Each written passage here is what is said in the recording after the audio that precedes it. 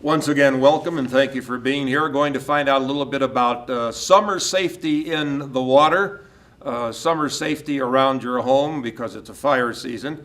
And we have a very interesting guest.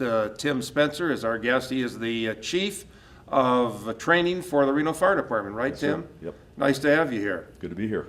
Let's talk a little bit, first of all, about what does it take to become a Reno fireman? I'm sure there's some mental things that have to happen, and then there's some physical things that have to happen. Oh, absolutely. You know, when we do a test, when we're recruiting, you apply for the test, of course, and then you're given a written test. And it's a pretty comprehensive general knowledge test, English, math, mechanical aptitude type test. Once you do that, you would take a physical agility course, and then it's down to the oral interviews. Mm-hmm. So there's a process that you go through, mm-hmm. and a lot of people apply. How much, we always see, we see REMSA show up, we see the fire department show up. What kind of training do the fire people have with regard to, first aid, CPR, that type of thing? First aid, we have most of our individuals in the department are EMT basic or higher. And some of the guys, we have 24, I believe now, that are actually paramedics. What's the breakdown of women and men in the fire department? Demographically? Mm-hmm. I'm trying to think. I have to look at the roster, but we have quite a few females on the roster now. We've just had some recent retirements, lost a couple over the last few years, but we haven't hired in quite some time. So the ones that we lose, we are not able to replace. And these are females that can go out into a fire situation, a fire scene, and fight a fire, just like you can fight a fire. No difference, male or female. Tell us about the summer and the problems that the summer brings up to fire people. And we do see that you're doing training all the time in the Truckee River as an example. Yes. What's going on now? We have an excellent, we call them the wet team, the water entry team. Those guys train pretty much year round. I mean, they're constantly increasing their knowledge about how to deal with things on the river. Everybody in the department goes through a certain amount. We're actually doing it this morning of river safety training. So guys that are not necessarily on the wet team learn how to throw bags and wear the PFDs, and they can assist the wet team in a rescue. And we're getting into that season now to where we're going to have a lot of those with more people utilizing the river. I do a couple of radio shows over at KUNR, up off Evans Avenue there at the University Station. As I drive by the Evelyn Mount Center, I always notice fire engines out there. They're not putting fires out, but I assume they're training in that pool or something. Yeah, they're either training in the pool or in the workout facility, doing physical training. Yeah, the one thing I've noticed about the fire people that I've been able to interview over the years, most of them are in pretty good shape. You look like you're in pretty decent shape. Not too bad for an old guy. For an old guy. You got to maintain, a certain level of physical conditioning, and we encourage that. Eat healthy, work out. It prevents injuries, and we can do our job better. Do you have workout facilities at the stations, at the fire stations? Most of them, yeah. All of the stations have some workout equipment. Yeah. What has happened as a result of the budgetary cuts and the impact that it's had on the fire department? Now, have you closed actual stations? Well, that's a question that would probably be better answered by the fire chief, but we currently all of our stations are open. Mm-hmm.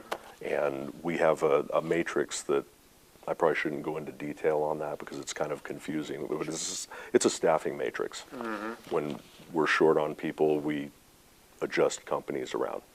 But all of our stations are open. And you work to some degree with the county fire department too, don't you?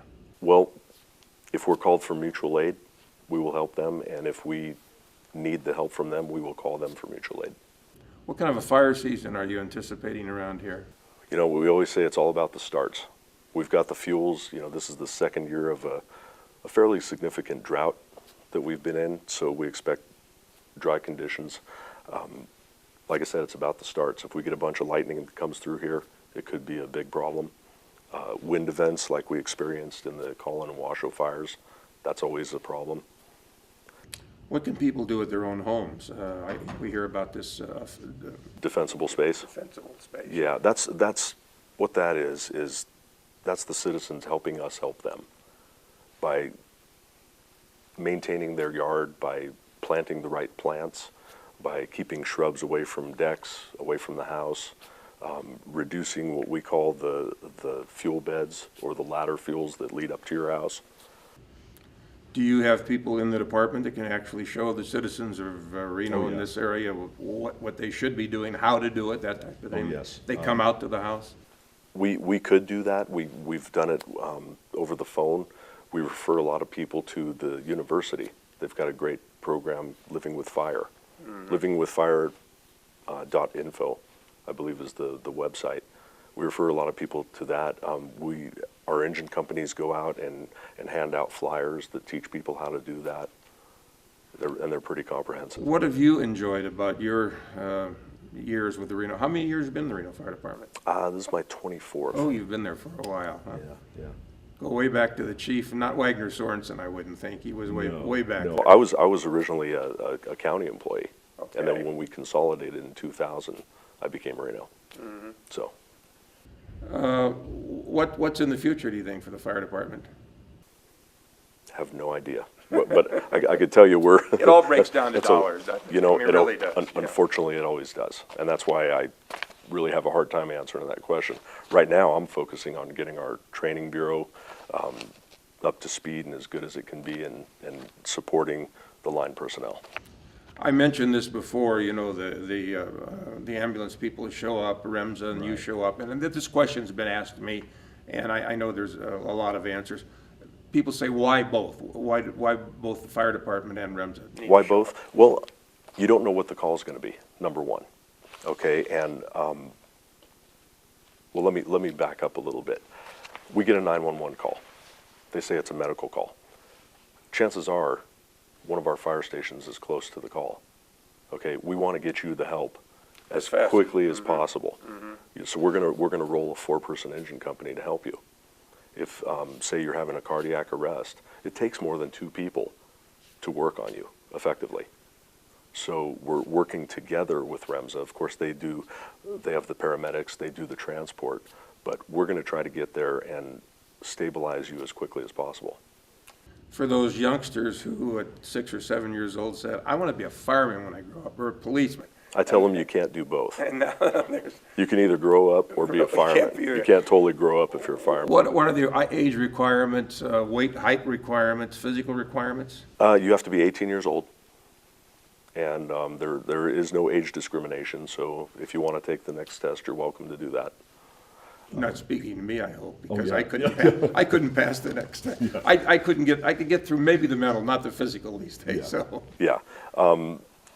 For entry-level firefighter, the requirements are fairly basic.